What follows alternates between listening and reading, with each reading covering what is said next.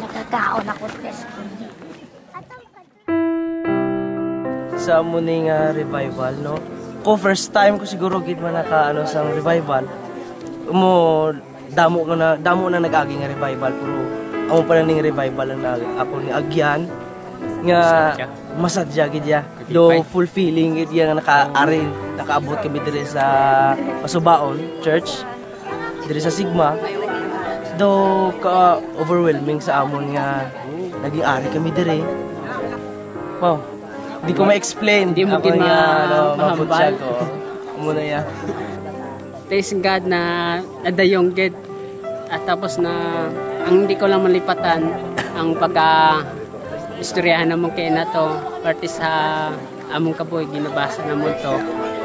Ang bungol man o bulag ginagugma po sa Ginoo.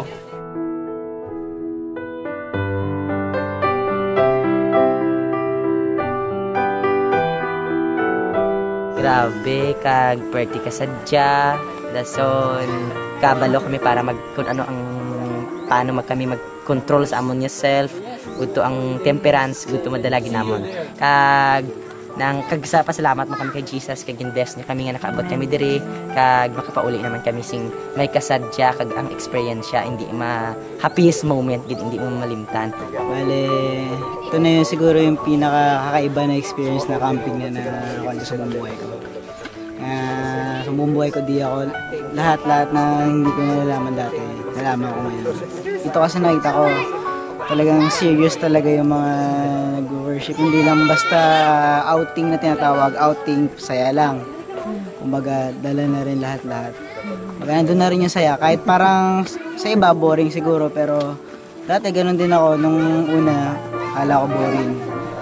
Pero now, I realize that Bible study and all of this is really important to us.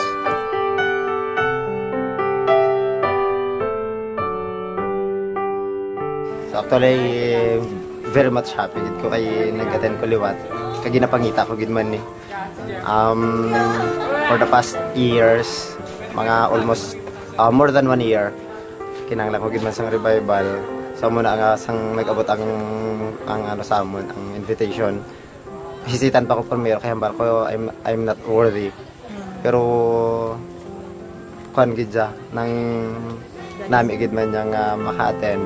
Ay naghambal na gid ko nga I will try my best na magbalik ko sa Ginoo. So thank you gid. Kag thank you sa YC. Thanks God. Yeah, nga kag sa iya nga promise kagaina especially nga nabasa ko. Bisan ano pa nagkakatabo, bisan ano pa ka black, bisan ano pa ko ka worst, pero he will never abandon me. He still loves me.